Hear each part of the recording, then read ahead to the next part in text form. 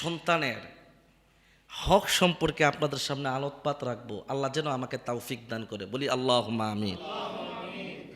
আমরা প্রায় সময় একটি কথা শুনে থাকি যে হুজুর যখন বিভিন্ন জায়গায় ওয়াজ মাহফিলের প্রোগ্রামে যাওয়া পড়ে, তখন বলে হুজুর ওয়াজ তো করতেছেন, ফাঁকি দিয়ে একটু মা বাবার সম্পর্কে একটু আলোচনা করবেন। বলি কি বলি না? কমপ্লেন, হুজুর আমার সন্তান কথা শোনে না, আমার ছেলে মেয়ে আমার বাধ্যগত নয়, আমি যা বলি তার বিপরীত। এরকম ছেলে মেয়ে আছে না নাই? তাহলে যেরকমভাবে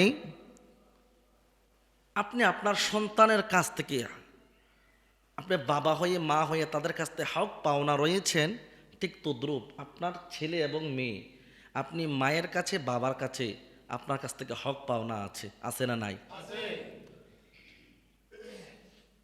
যখন নাকি বান্দার হক আর মানুষের হক, আপনি যখন নাকি রবের কোনো হক মানতে পারলেন না, অমান্য করলেন, এটা রব চাইলে আপনাকে ক্ষমা করে দিতে পারে। কিন্তু বান্দার হক সম্পর্কে আপনি যখন কোনো বান্দার হক নষ্ট করে ফেলবেন, এই বান্দা যতক্ষণ পর্যন্ত আপনাকে ক্ষমা না করবে ততক্ষণ পর্যন্ত আপনি ক্ষমা পাবেন না। ঠিক তদ্রূপ আপনার সন্তান আপনার কাছ থেকে যে হকগুলো পাওনা, আপনি যদি আপনার সন্তানের সেই হকগুলো পূরণ না করেন, আদায় না করেন, আপনার সন্তান যদি আপনাকে ক্ষমা না করে, তাহলে আপনি বাবা হয়ে মা হয়ে সেটা কখনোই আপনি ক্ষমা পাবেন না। তাহলে সন্তানের হক আমাদের আদায় করার দরকার আছে না নাই? বুখারীর বর্ণনায়, মুসলিমের বর্ণনায় হাদিস এসেছেন, তুনকাহুল বারওয়াতি লিআরবা'আ। সাইয়্যিদুল মুহাদ্দিসিন আবু হুরায়রা রাদিয়াল্লাহু তাআলা আনহু হাদিসটি বর্ণনা করেন। আল্লাহর হাবিব সাল্লাল্লাহু আলাইহি ওয়াসাল্লাম তিনি বলেন, যখন তোমরা জীবনের বড় একটা সিদ্ধান্ত নিবে, বিবাহ যখন করবে, যে মেয়েটাকে তোমরা গ্রহণ করবে ওই মেয়েটার মধ্যে তোমরা চারটা গুণ তোমরা দেখবে। জোরে বলেন কয়টা? চারটা গুণ তোমরা দেখবে। লিমালিহা, মেয়েটার অর্থ সম্পদ, ওলি হাসমিহা, তার বংশমর্যাদা, ওলি জামালিহা, মেয়েটার সুন্দরী রূপসী কিনা, ওলি দিনিহা, মেয়েটার দিনদারিতাটাকে প্রাধান্য দিবে। এই হাদিসের শেষ ভাগে রসুল বলেছেন ফাসফাহ বিজাতিদ দীনি লিতারিয়াদাক, অর্থাৎ যদি মেয়েটার অর্থ সম্পদ নাও থাকে কোনো সমস্যা নাই, বংশ যদি ভালো না হয় তাও কোনো সমস্যা নাই, সুন্দরী নয় তাও কোনো সমস্যা নয়, অলি দিনিহা, দিনদারিতার গুণটা যদি মেয়েটার মধ্যে থাকে, বাকি তিনটা বাদ দিয়ে দিনদারিতাটাকে প্রাধান্য দিয়ে তুমি ঘরের মধ্যে দিনদার নেককার ঘরের নারী নিয়ে আসবা। সুবহানাল্লাহ। আমার ভাইয়েরা, ইবনে মাজহার হাদিস, আল্লাহর হাবিব সাল্লাল্লাহু আলাইহি ওয়াসাল্লাম বলেন, আকাশ এবং জমিনের মাঝে, আকাশের নিচে জমিনের উপরে অঢাল সম্পদ রয়েছে। যা কিছু আমরা দেখি সবই হলো সম্পদ, কিন্তু সবচাইতে দামি সম্পদরা কোন জিনিস?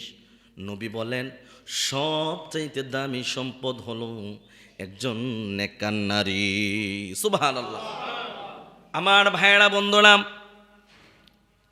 ওই নেককার নারী যখন নাকি আপনার ঘরের মধ্যে আসবে, রসুল বলেন যখন তুমি তোমার ঘরের মধ্যে নেককার দিনদার নারী ঘরের মধ্যে নিয়ে আসবা, তোমার ঘরটা জান্নাতে রঙে রঙিন করে দিবেন। সুবহানাল্লাহ বলেন। আর যখন নাকি কোনো বদকার নারী আপনি ঘরের মধ্যে নিয়ে আসবেন, আপনার ঘরের স্থানটা জাহান্নামের আবাসস্থল হয়ে যাবে। নাউজুবিল্লাহ বলেন। এজন্য আপনি বাবা হয়ে আপনার কাছ থেকে আপনার সন্তান এক নাম্বার যে হক পাওনা, আপনি আপনার সন্তানকে একজন নেককার মা উপহার দিতে হবে। আজকে আপনাদের সামনে যতগুলো আলোচনা করা হবে, প্রতিটা আলোচনার মধ্যে অনেক শিক্ষণীয় রয়েছে। আপনি মিলিয়ে দেখবেন, আপনি কি আসলে সত্যিকার অর্থে আপনি আপনার সন্তানের হকগুলো আদায় করতে পারছেন কি না। আজকে যখন নাকি আমরা ঘরের মধ্যে বিবি আনতে যাই, বউ আনতে যাই, আমি কি আসলে প্রকৃতপক্ষে ওই মেয়ের মধ্যে কোন গুণাগুলো আমি ফলো করি, এটা আপনি নিজেকে নিজে প্রশ্ন করেন।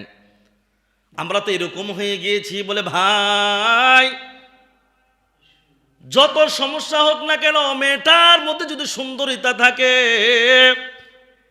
তাহলে ওই সুন্দরটাকে ফলো করে আমরা মেয়েটাকে অ্যাকসেপ্ট করে নেই। ঠিক কি ঠিক না বলেন? বংশ দেখি না, তার বিয়ের আগের হিস্টোরি কি, তার চরিত্র কেমন ছিল, মেয়েটাকে কোরআন পড়তে জানে কিনা, মেয়েটা নামাজ পড়তে পারে কিনা, মেয়েটা পর্দায় থাকে কিনা, এগুলো কোনোটাই আমার জানার দরকার নাই। আমার কথা হলো, মেয়েটা যদি সুন্দরী হয়, আর যদি শুনতে পাইতে সুন্দর নাওয়া ঢাল সম্পদ রয়েছে, তখনই গিয়ে আমরা ঝাঁপাইয়া পড়ি কি পড়ি না বলেন? আমার ভাইয়েরা বুঝবেন, আপনি যে আপনার বিবিকে ঘরের মধ্যে নিয়ে এসেছেন, আপনার সন্তান, আপনি বাবার কাছ থেকে 1 নম্বর হক পাওনা ছিল। একজন নেককার মা আপনার সন্তান আপনার কাছ থেকে পাওনা ছিল। এবার আপনি আপনার স্ত্রী সম্পর্কে একটু ভেবে দেখেন, আপনার স্ত্রী কি আসলে দিনদার কিনা, আপনার স্ত্রী নামাজ পড়ে কিনা, আপনার স্ত্রী কোরআন পড়ে কিনা, আপনার স্ত্রী কোনো পর পুরুষ দেখলে তার কাছ থেকে দূরে থাকে কিনা। আপনি আপনার নিজেকে নিজে প্রশ্ন করে দেখেন, তাহলে রেজাল্ট চলে আসবে। ঠিক কিনা বলেন? নবী তো বলেছেন, যেই মেয়ের মধ্যে দ্বীনদারিতা থাকবে, ওই ঘরটাকে রব জান্নাতের রঙে রঙিন করে দিবে। আপনি স্বামী নামাজ পড়েন না, আপনার স্ত্রী যদি নামাজ পড়ে, আপনাকে একবার হলেও বলবে, স্বামী যাও যাও যাও, মসজিদের মধ্যে চলে যাও, মসজিদে আজান হয়ে গিয়েছে। স্ত্রী যদি নামাজ না পড়ে, আপনি স্বামীকে একবারের জন্যও নামাজের কথাও বলবে না। ঠিক কিনা বলেন? তাহলে 1 নম্বর হলো, আমরা যারা ছেলে বিবাহ করাই কিংবা নিজে বিয়ে করি, তাহলে মেয়েটার মধ্যে দিনদারিতাটাকে প্রাধান্য দেওয়ার দরকার আছে না নাই? আমরা কি করি, যদি শুনছি সুন্দর, তার পেছনে আর কোনো কিছু আমরা খুঁজি না, অমনি গিয়ে আমরা ঝাঁপাইয়া পড়ি। যদি আর 4টা গুণ যদি দেখেন, তাহলে তা আলহামদুলিল্লাহ, আল্লাহ তাআলা আপনাকে দিয়েছেন। এজন্য ফার্স্ট টাইম মেয়েটার মধ্যে গিয়ে দিনদারিতাটাকে প্রাধান্য দিবেন। একটা মেয়ে দেখতে গিয়েছেন, আপনি জিজ্ঞাসা করবেন, মা তুমি কি কোরআন পড়েছ? আচ্ছা বলো দেখি, বিতির নামাজ কিভাবে পড়তে হয়, ফজরের কয় রাকাত নামাজ, জোহরের কয় রাকাত নামাজ, এই প্রশ্নগুলো জানার দরকার আছে না নাই? আমরা যদি শুনছি মেয়েটা মাস্টার্স পাস, যদি শুনছি ইন্টার পাস, ভাই পাইছি একটা জীবনে মেয়ে, পড়াশোনা ও মাই কোরআন, এটা তো একটা গুরুত্ব দেই নাই। ঠিক কি না? আমরা বলি কি, কোরআন পড়তে পারে না তো সমস্যা নাই, শিখাই এলাম, কিন্তু কতজনে শিখায় এটা আল্লাহ ভালো জানে। এজন্য বলবো, জীবনে যদি আপনি একজন দিনদার নারী আপনি আপনার ঘরের ভিতরে আনতে পারেন, আল্লাহি আল্লাহর কসম করে বলি, জীবনে একটা সাংসারিক একটা মজা আছে, সাংসারিক জীবনে একটা শান্তি আছে, প্রশান্তি আছে। অনেকের ঘরে সুন্দর স্ত্রী আছে, কয়েক মাস যাওয়ার পরে স্ত্রীর কাছ থেকে রুচি ফিরা যায়, পারস্পরিক সম্পর্ক স্বামী আর স্ত্রীর ভালো থাকে না, একজনের থাকে দক্ষিণ দিকে, আরেকজনের থাকে উত্তর দিকে, আছে না নাই? স্বামী আর স্ত্রীর যে একটা সম্পর্ক, স্ত্রীর দিকে যখন স্বামী তাকাবে, তার চক্ষু শীতল হয়ে যাবে। যখন স্ত্রীর সাথে কথা বলবে, স্বামী তার সাংসারিক লাইফে সামনের দিকে আগানোর জন্য একজন ইন্সপায়ার, একটা শক্তি স্বামীর মধ্যে একটা কাজ করবে কি করবে না? আর যখন নাকি আপনি ঘরের মধ্যে অশান্তির মধ্যে থাকবেন, আপনার কোনো কিছুই ভালো লাগবে না, একটা মনে হবে যে আপনার জাহান্নামের মধ্যে আছেন। ওই যে রসুল বলেছেন, যে ঘরের মধ্যে দিনদার নারী না থাকবে ওই ঘরটা জাহান্নামের আবাসস্থল হয়ে যায়। নাউজুবিল্লাহ বলেন। আগে জানেন নাই, আজকে জেনেছেন। এই জন্য ছেলে বিয়ে দেন কিংবা মেয়ে বিয়ে দেন, দিনদারিতাটা গুরুত্ব দেওয়ার দরকার আছে না নাই? আমরা যখন মেয়ে বিয়ে দিই, আগে ছেলের সর্বপ্রথম যে গুণটা আমরা খুঁজি, তার অঢাল সম্পদ আছে কিনা, ঠিক কিনা? দেখেন ভাই, বর্তমান প্রেক্ষাপটটা এরকম হয়ে গিয়েছে, একজন নম্র ভদ্র ছেলে 5 ওয়াক্ত নামাজ পড়ে, অনেক অমায়িক, সমাজের মধ্যে 10টা ছেলের সাথে তাকে যদি কম্পেয়ার করা হয় তাহলে ভালোর দিক দিয়ে সে অন্যতম একজন হবে, কিন্তু তার একটা গুণ নেই, তার অঢাল সম্পদ নেই, তাহলে তে রিজেক্ট। আরেকটা ছেলে স্কুলে পড়ে নাই, কোরআন পড়ে নাই, তার পেছনের ব্যাকগ্রাউন্ড জানতে গেলে অনেক বিভিন্ন ইতিহাস বের হয়ে আসবে, কিন্তু বাপে কইছে পুত্রের তো তার তো সম্পদ আছে, মা বলতেছে তার সম্পদ আছে, তার কাছে মেয়েটাকে বিবাহ দিতে হবে। এটাকে বাস্তব বললাম না অবাস্তব? বাস্তব। আপনি যখন আপনার মেয়েকে একজন দিনদার স্বামীর হাতে তুলে দিবেন, কি হবে? একজন দিনদার স্বামী যখন আপনার মেয়ে, দিনদার স্বামীর সাথে যখন আপনার মেয়েটাকে বিবাহ দিবেন, দেওয়ার পরে ওই ব্যক্তি চিন্তা করবে আপনার মেয়েকে কিভাবে ভালো রাখা যায়, আপনার মেয়েটাকে কিভাবে পর্দায় রাখা যায়, তাকে কিভাবে নামাজের ট্রেনিং দেওয়া যায়, তাকে সকাল বিকাল বলবে তুমি কোরআন পড়ো, তুমি ইসলামের ইতিহাসের বইগুলো তুমি পড়ো, এভাবে অহেতুক মোবাইল টিপে এই টিপে সময় কাটাইও না, ঠিক কি ঠিক না? যারা দিনদার কোরআন হাদিস বোঝে তাদের পরামর্শতে এইগুলোই থাকে, থাকে কি থাকে না? সাময়িক কিছুক্ষণের জন্য কষ্ট হলেও যখন নাকি আপনার মৃত্যুর পরে আপনার মেয়ে যখন ভালো কাজগুলো করবে, নামাজ পড়বে, কোরআন হাদিসগুলো অধ্যয়ন করবে, তখন কি হবে? এগুলোর সওয়াবের পার্সেন্টেজ আপনি বাবা, আপনি মা, আপনার আমল নামায় যাবে কি যাবে না? নাকি টাকা হইলে দুনিয়া শেষ, বিষয়টা এরকম? দেখেন, অনেক টাকা পয়সাওয়ালা আছে, কিন্তু জীবনের অনেক সম্পদ ছিল, হঠাৎ মৃত্যু হয়ে গেছে, কোনো কিছুই তার কাজে লাগে নাই।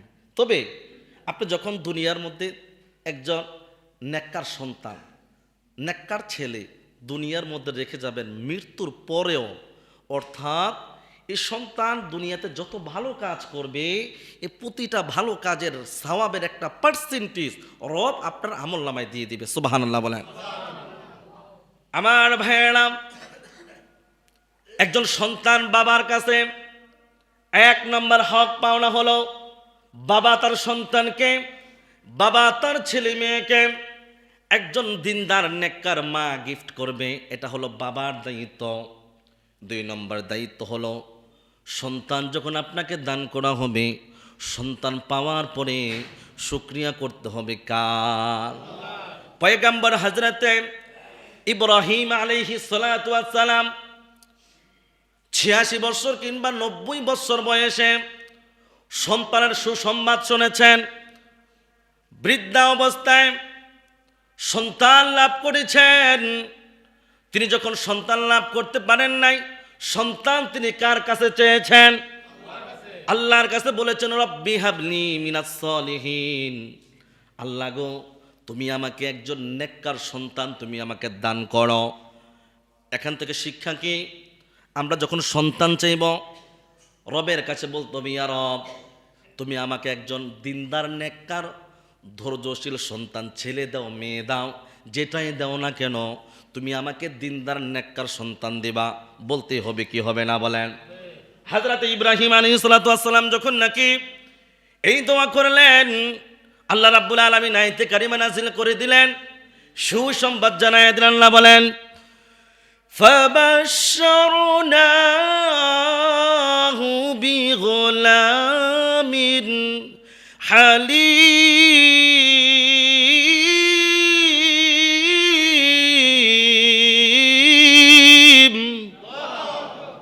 আল্লাহ বলেন তার বন্ধুকে ইব্রাহিম আলাইহিস সালাতু ওয়াস সালামকে একজন নেককার সন্তানের সুসংবাদ জানাইয়া দিলেন।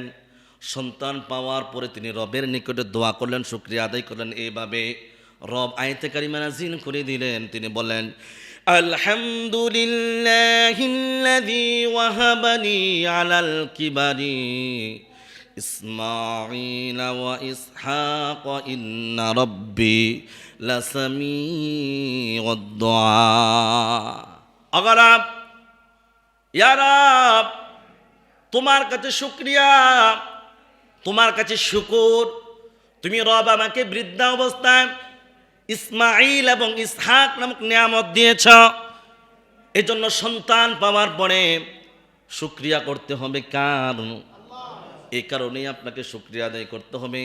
আপনার পার্শ্ববর্তী কত ভাই রয়েছে, তাদের সন্তান নাই, সন্তান দেওয়ার মালিক কে? আল্লাহ রাব্বুল আলামিন বলেন লিল্লাহি মুলকুস সামাওয়াতি ওয়াল আরদি ইয়াখলুকু মা ইয়াশাউ ইয়াহাবু লিমান ইয়াশাউ। আল্লাহ রাব্বুল আলামিন বলেন আকাশ এবং জমিনের যা কিছু রয়েছে সব কিছুর মালিকানা কে? সব কিছুর মালিকানা হলেন আল্লাহ। তিনি যা ইচ্ছা তাই করতে পারেন, তিনি যেটা ইচ্ছা তিনি সেটাই করতে পারেন। কাউকে ছেলেও দিতে পারেন, মেয়েও দিতে পারেন, পারেন কি পারেন না?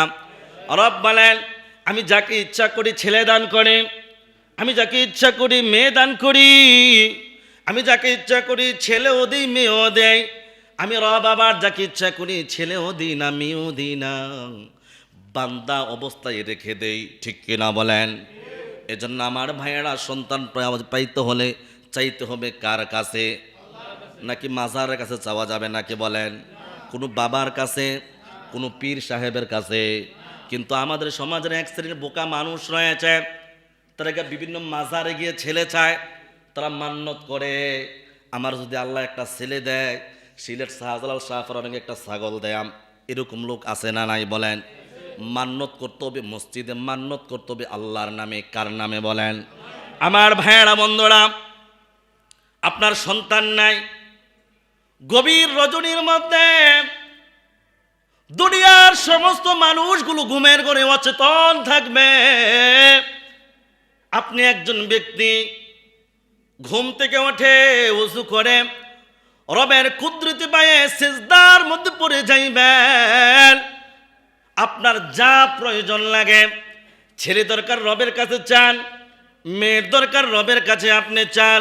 আপনার জীবনে যত পূর্ণতা রয়েছে, যা কিছু আপনার দরকার আপনি আপনার রবের কাছে চাইবেন। ঠিক কিনা বলেন?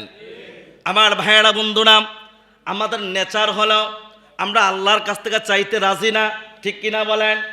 আমরা চিন্তা করি আমি বিপদে পড়েছি, অমুকের কাছ থেকে টাকাটা নিয়ে আইনে চইলা ফেলবো, বিপদে পড়ছি সুদে টেহা আইনা চলবো। এটা হলো আমাদের চিন্তা ভাবনা, আমাদের নিয়ত। কিন্তু আপনি যখন রবের নিকটে চাইবেন, আপনার অপূর্ণতাটা পাওয়ার জন্য রব আপনার জন্য সহজ করে দিবে। ঠিক কিনা বলেন?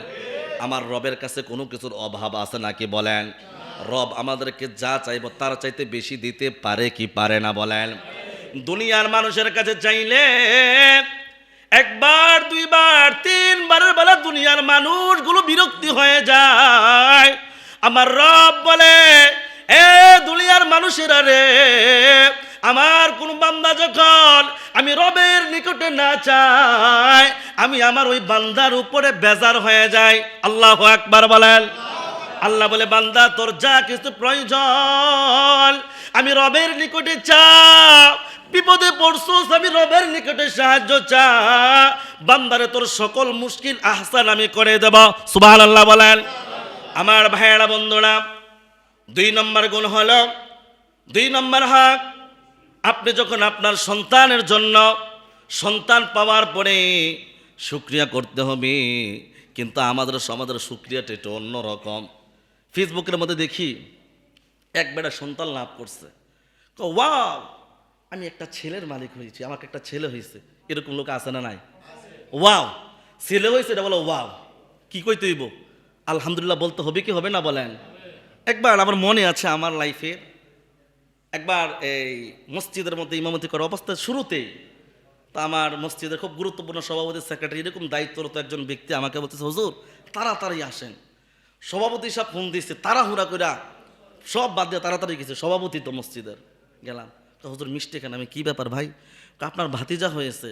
আমি আলহামদুলিল্লাহ, আল্লাহ তাআলা দীর্ঘ হায়াত দারাজ করুক।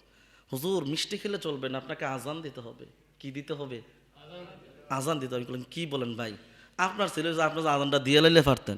হুজুর আমার তো আজান দিতে শরম লাগে। কি লাগে বলেন? আজান দেওয়াটা কি শরমের কাজ? তো আমি কই এলাম, আচ্ছা ভাই আপনি আজান দিবেন, আপনার শরম লাগে? সন্তান জানি জন্ম দিয়েছেন তখন শরম লাগছে না? তারপরে একটা মুচকি হাসি দিলাইছে, হাসি রসিকতার মাধ্যমে বললাম, আচ্ছা বলেন দেখি আজান দেওয়াটা কি লজ্জার কাজ? আজান দিবে, আজকে তো এরকম অবস্থা হয়ে গিয়েছে আমরা ইকামতও দিতে পারি না। আজান দিব থাক দূরের কথা। সন্তানের 3 নম্বর হক কি? সন্তান হওয়ার পরে সন্তানের ডান কাঁধে আজান দিতে হবে, বাম কাঁধে ইকামতের বাক্যগুলো শোনাতে হবে। হবে কি হবে না? তাহলে বলেন আজকের বর্তমান প্রেক্ষাপটে আমাদের সন্তান, আমাদের সমাজের ছেলে মেয়ে হইলে তাদের কাঁধে কি আজান দেওয়া হয়? আপনারা বলবেন হুজুর দেওয়া, যেগুলো বাড়িতে হয় এগুলো দেওয়া হয়, যেগুলো হসপিটালে হয় এগুলো কি দেওয়া হয়? অনেকে দেয়, কিন্তু মিস্টেক আছে না নাই বলেন?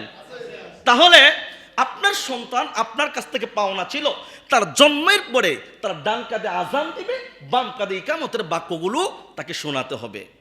তাহলে আজকে এই সন্তান 1 নম্বর হলো, আমি আমার সন্তানের জন্য নেককার নারী আমি গিফট করতে পারি নাই। আমি কি আমার ঘরে নেককার বউ আনছি, দিনদার আনছি? তাহলে এটা মিস্টেক আছে না নাই? 2 নম্বর, সন্তান হয়েছে, কয়জন ব্যক্তি বুকটা ফুলে কইছেন আলহামদুলিল্লাহ? বলেন তো দেখি। শুকরিয়া, এখানে অনেকের মিস্টেক আছে। 3 নম্বর, যেগুলো হসপিটালে হয় তার কাজের মধ্যে তার কানে আজান দেওয়া হয় না, তাহলে এখান থেকে তো সন্তান বঞ্চিত। ঠিক কি ঠিক না বলেন? তাহলে আজকে আমাদের সমাজের যে একটা রীতি হয়ে গিয়েছে, সন্তান যখন পেটের মধ্যে আসে চিন্তা করে কোন হসপিটালে তারা নেওয়ান চাইব। ঠিক অস্তে কোন আগে চিন্তা করে তারা নিতে হইব টাওয়ার হসপিটাল, এখানে ট্রিটমেন্টটা ভালো, যদি কিছু হয়ে যায়। কিন্তু কেমন নাফরমান বান্দা একটা বারের জন্য রবকে বলে না, ইয়া রব তুমি আমাকে এত বড় একটা নিয়ামতের সংবাদ আমি পেয়েছি, ওগো রব তুমি আমার এই সন্তানটাকে নরমাল ভাবে, আল্লাহ তুমি হসপিটালের কাম লাগাইও না, আল্লাহ গো তুমি এই সন্তানটাকে নরমাল ডেলিভারির ব্যবস্থা করে দাও। এ কথাটা কি আমরা বলতে পারি? আমরা চিন্তা করি তার ওই হসপিটালে নেন, আগের থেকে কিছু টাকা ক্যাশ কেটে ফটলা বিন্দা লইয়া লই, আমার নিয়ত এটা, আমি জানি যে সিজার হইব, কারণ সে জানে এটা সিজার হবে। আমার যখন নাকি আমার প্রথম মেয়েটা হয়েছে, আল্লাহি আল্লাহর কসম করে বলি, আমার মসজিদের কেশিয়ার সাহেব এখানে আছে, তার স্ত্রী এবং এখানে খবির চাচা ওনার স্ত্রী দুইজনে গেছে। আমি যেই দিন কালা থেকে শুনছি যে আমি বাবা হব, ওই দিন কালা থেকে প্রত্যেক দিন 2 রাকাত নামাজ পড়ছি। কয় রাকাত? 2 রাকাত। রাত্রে উঠে ওইটা কান্না করছি, আল্লাহ তুমি সিজারের কাম লাগাইও না, আল্লাহ আল্লাহ গো তুমি সিজারের কাম তুমি লাগাইও না। সিজারের কারণে অনেক মহিলাদের পর্দাও লঙ্ঘন হয়ে যায়, কারণ পুরুষরা যখন সিজার করে তখন এখানে আর পর্দা থাকার মতো সুযোগ কোনো থাকে না। আমি বলছি আল্লাহ তুমি আমাকে এই পরীক্ষাটা তুমি আমাকে দিও না। যে দিনকাল আমার স্ত্রী তার ব্যথা উঠলো, ওই দিনকাল আমি তারাবির নামাজ পড়ে এখান থেকে হাইএক্স দিয়ে আমি কুমিল্লা নিয়ে গিয়েছি, এমন একটা জায়গা যেখানে পুরুষের কোনো ই নাই। ওই কাপ্তান বাজার নিয়ে গেলাম, রাত্রে থেকে শুরু করতে ফজর হয়ে গিয়েছে, মহিলা বলতেছে এটা নর্মাল ডেলিভারির কোনো সম্ভাবনা নাই। আল্লাহি আল্লাহর কসম এইভাবে বলতেছে এটা নর্মাল কোনো সিরিয়ালের কোনো ডেলিভারির কোনো সম্ভাবনা নাই। আমি নামাজের বিছনা সারা রাত্র বসে রয়েছে, আল্লাহ তুমি দিতা না করে দেওয়ান লাগবো, আল্লাহ তুমি দৌনে লাগবো, আল্লাহ এত মাস তোমার কাছে আমি সাহায্য চাইছি, আল্লাহ তুমি আমাকে নৈরাশ করো না, আল্লাহ আমি জানি তুমি দিবা, আল্লাহ তুমি আমাকে এই কাজটা করিও না। এত জোজা আল্লাহ পর্যন্ত নামাজের বিছানার মধ্যেই কান্নারত সেজদায় পড়ে রইলাম। লাস্ট পর্যায়ে ওই মহিলা হসপিটাল ঠিক করছে, হসপিটালে নিয়ে যাবে, এখানে সিজার করবে, কন্ট্যাক্ট করে ফেলছে। আমি আল্লাহ তুমি আমাকে এই পরীক্ষাটা ফালাইও না। আল্লাহ তাআলা কিছুক্ষণ পরে নর্মাল ডেলিভারির ব্যবস্থা করেছে, বলি আলহামদুলিল্লাহ। ভাই এই দোস্ত বুজুর্গ আপনাদেরকে বলছি, চাইতে হবে কার কাছে? আপনি যত কঠিন হোক না কেন, ডাক্তারও তো তিনি। ওই দিনকাল একটা মজার বিষয় বলি, এক হসপিটালের উদ্বোধনের যে কোনো একটা কাজে ওই জায়গার মধ্যে অনেক আগে গিয়েছি, যাওয়ার পরে কি হইল, তখন বললাম ভাই এত হসপিটাল হইতাছে, যাই হোক এত হসপিটাল হইতাছে, নাম করা ট্রিটমেন্ট তারা ওই জায়গাতে, তারা কি আপনারা হসপিটাল আইব? হুজুর বেশি লাগতো না, মাসে যদি 30-40 টাকা সিজার আইয়ে আমার ফুসাই যাব। কথা বুঝবেন কি বলছে হুজুর? মাসে যদি বেশি না 30-40টা সিজার আমার আগে আমার হসপিটালে ফুজিটা দেখিব। তার মানে আপনি কি বলতেছেন, আপনার স্ত্রীর যখন আপনি হসপিটালটা নিয়ে রাখবেন, সে কি মনে করছে না নর্মাল ডেলিভারির সুযোগ করে দিব? এটারে কিভাবে সিজার করণ যাবে সেই পরিকল্পনা করব কি করবে না? যদি বাইচান্স নর্মাল ডেলিভারি আইও না, ঠিক কি? এজন্য বলবো, কারণ হসপিটালের মধ্যে তাদের ব্যবসা হলো সিজারের মাধ্যমে, তাদের ব্যবসাটা হলো চাঙ্গা। সিজার করাই তাহলে 40,000, 50,000, অনেক সময় 1.5 লাখ 2 লাখ নিয়েও ধাক্কা লাগাইতে পারে। কারণ তারা দোয়া করে, আল্লাহ তুমি যা কিছু করো নর্মাল ডেলিভারির ব্যবস্থা করো না। আল্লাহ তে সিজারটা করলে না আমার পেটে রুজি রোজগার আইব, ঠিক? এজন্য বলবো ভাই, যেই দিন কালা শুনবেন আপনি বাবা হবেন, যেই দিন আপনি শুনবেন আপনার স্ত্রীর গর্ভে আপনার সন্তান, রবের নিকটে হাত তুলবেন, আল্লাহ তুমি আমার এই সন্তানটাকে, আল্লাহ তুমি নর্মাল ডেলিভারির ব্যবস্থা করে দিও। আল্লাহ তুমি তো ডাক্তারের ডাক্তার, আল্লাহ তুমি সব পারো, তুমি সব করবা। আল্লাহ তুমি না করলে কে করবে? আল্লাহ তুমি ছাড়া তো আমার উপায় নাই, তুমি ছাড়া আমার কেউ নেই। রব তুমি সব করতে পারো, আমাকে ছাড়া আমি করতে পারি না, তোমাকে ছাড়া আমি কোনো কিছু তোমাকে ছাড়া করতে পারি না। রব তুমি আমার সব, তুমি ছাড়া আমার কোনো গতি নাই, তুমি ছাড়া আমার কোনো উপায় নাই। বলতে পারবো? যখন কোন মানুষের সামনে এইভাবে কাকতি মিনতি করে, দুনিয়ার কোন মানুষের সামনে দাঁড়িয়ে দিয়ে কই, ভাই আপনি আমার বিশাল উপকার করছেন, আপনিই পারবেন, আপনি আমার ভাই, আপনি ছাড়া আমার কোনো উপায় নাই, যদি এমনি যাইয়া কই, ওই কঠিন হৃদয়ের মানুষের মনটা গলে কি গলে না?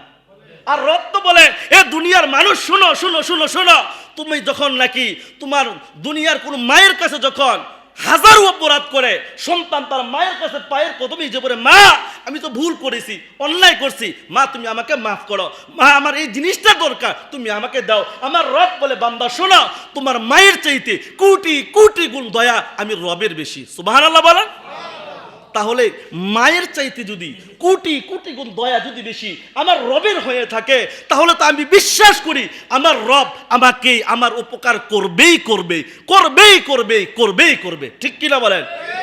দুনিয়ার কঠিন হৃদয়ের মানুষগুলো মন যদি আমি আমার কথা দিয়ে নরম করতে পারি, আমার রব বলে আমার দয়া মায়া তো অনেক বেশি, অনেক বেশি। তাহলে আমি তো বলবো, আমি যখন নাকি রাত্র গভীর হয়ে যাবে, আমি আমার রবের কুদরতি পায়ে পড়ে যাব, যখন আমি আমার রবকে ডাক দিয়ে বলবো, ইয়া রব আমি অন্যায় করছি, আমি বিপদে পড়েছি, সন্তান বিদেশে গিয়েছে, আমার সন্তানটা ভালো নয়, রব আমি অনেক ঋণগ্রস্ত হয়ে গিয়েছি, আমার সন্তানটা কথা শুনছে না, রব তুমি যদি আমাকে উপকার না করো, তুমি যদি আমাকে বিপদ থেকে উদ্ধার না করো, দুনিয়ার কোনো মানুষ আমাকে এখান থেকে উদ্ধার করতে পারবে না, পারবে না, পারবে না। আপনার বিশ্বাস হয় না রব আপনার উপকার করবে? কিন্তু আমাদের চিন্তা ভাবনা, আমাদের নেচার হলো আল্লাহর কাছ থেকে আমরা চাইতে রাজি না। আমি কিভাবে চাইব? এখানে অনেকে আছেন দীর্ঘ 1 মাসে 1 ওয়াক্ত নামাজও পড়েন নাই, এরকম লোক নাই? 1 ওয়াক্ত নামাজও পড়েন নাই। আল্লাহর এরকম বান্দা আছে দীর্ঘ 1 বছরে ঈদুল ফিতর, ঈদুল আজহা বাদ দিয়া আর কোনো নামাজও পড়েন নাই।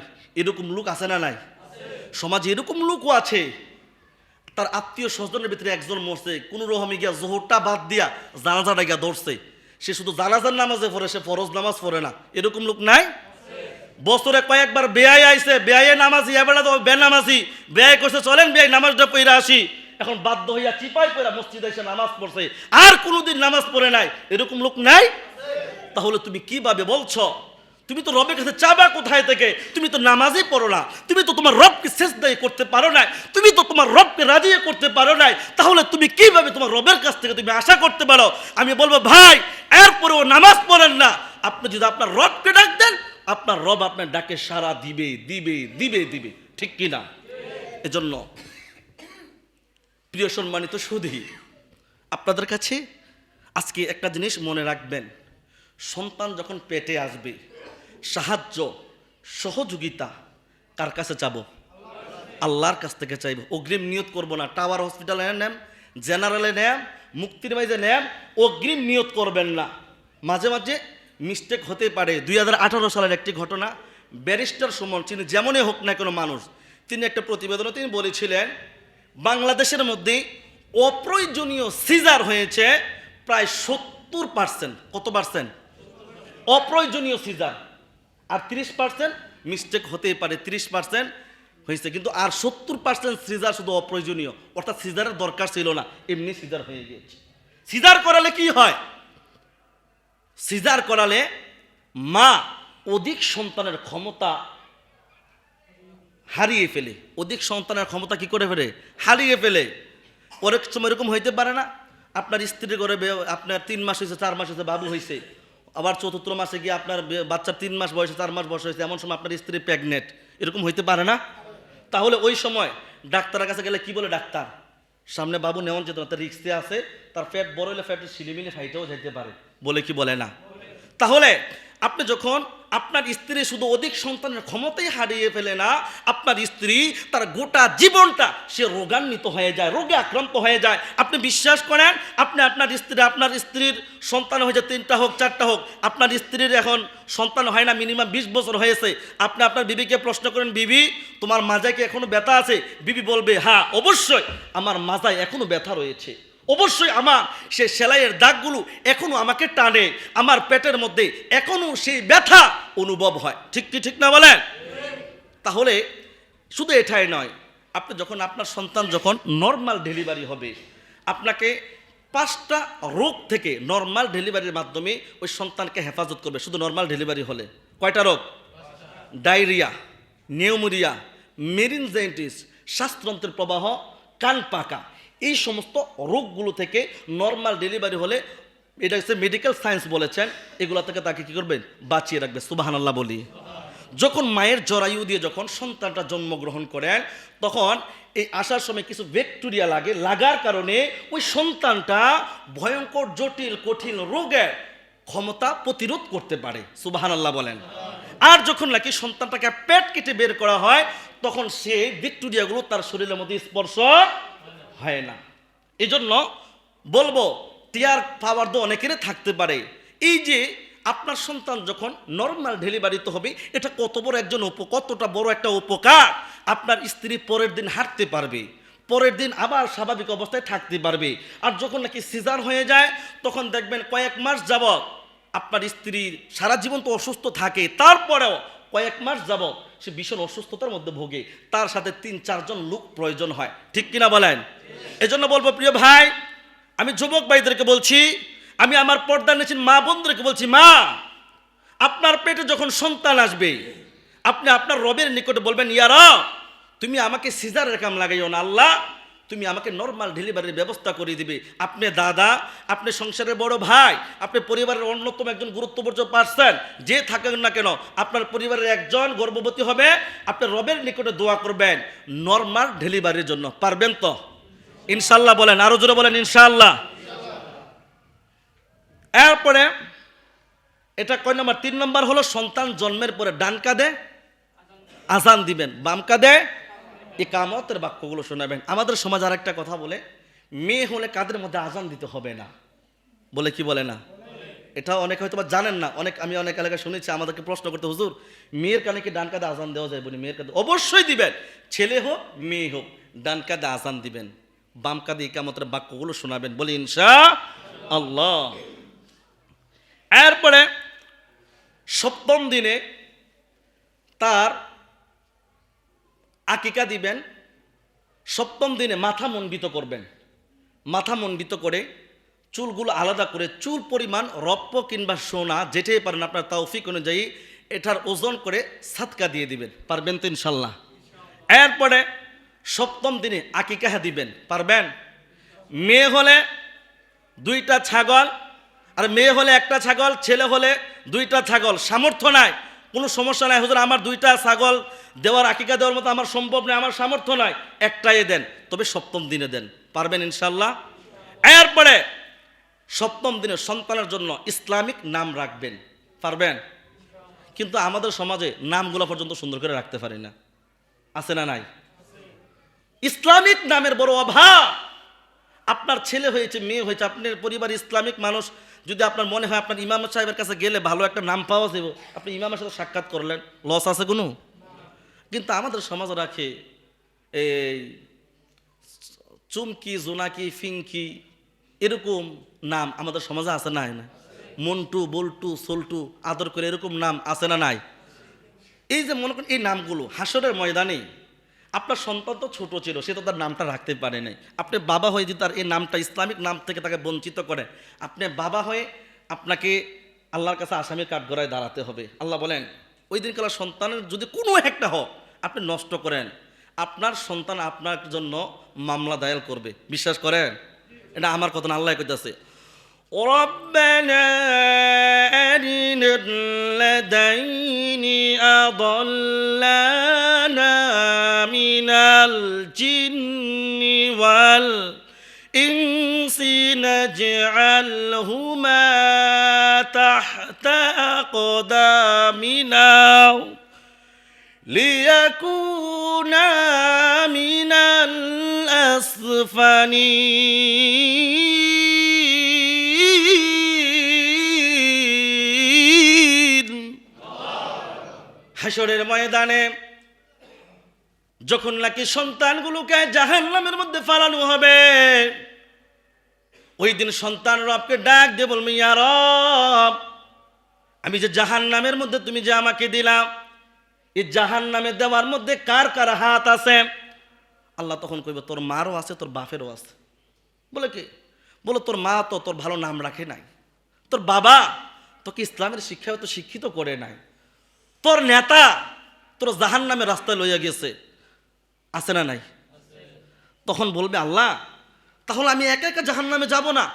রব তুমি কি করো, তাদেরকে ডেকে আনো, তাদেরকে ডেকে আই না জাহান্নামের গেইটার মতো তাদেরকে সুন্দর করে শোয়া দাও। আমি সন্তান, আমার মায়ের বুকটার মধ্যে পাড়া দেন, আমি আমার বাপের বুকের মধ্যে পাড়া দেব। আমার নেতা সাহেব আমার লাগে এই কামটা করছে না, আমি তার বুকেও পাড়া দেব, দিয়া আমি জাহান্নামের মধ্যে যাব। নাউজুবিল্লাহ বলেন। এটা কি আমার কথা না আল্লাহর কথা? আল্লাহর কথা। তাহলে আপনি বাবা হয়ে, আপনি মা হয়ে আপনার সন্তানের হকগুলো আপনি বুঝিয়ে দেওয়ার দরকার আছে না নাই? যাই হোক, সময় হয়ে গেছে, আর সামনের দিকে আগাতে পারছি না। আমি আপনাদের কাছে 5টা হক সন্তানের কাছে বলেছি। সন্তানের হক, 1 নম্বর, সন্তানের জন্য দিনদার নেককার মা সন্তানকে গিফট করতে হবে। 2 নম্বর, সন্তান হওয়ার পরে শুকরিয়া আদায় করতে হবে। 3 নম্বর, ডান কাঁধে আজান দিতে হবে, বাম কাঁধে ইকামতের বাক্যগুলো শোনাতে হবে। 4 নম্বর, মাথা মণ্ডিত করে রৌপ্য পরিমাণ চুল পরে সাদকা করে দিবেন, চুলগুলো ওজনের রৌপ্য পরিমাণ সাদকা করে দিবেন। এরপরে সুন্দর নাম রাখতে হবে, আকিকা দিতে হবে। এতটুকু বললাম। আল্লাহ যদি তৌফিক দান করে, বাকি বিষয়গুলো নিয়ে আগামী জুমে আলোচনা রাখবো। আল্লাহ যেন তৌফিক দান করে, বলি আল্লাহুম্মা আমিন।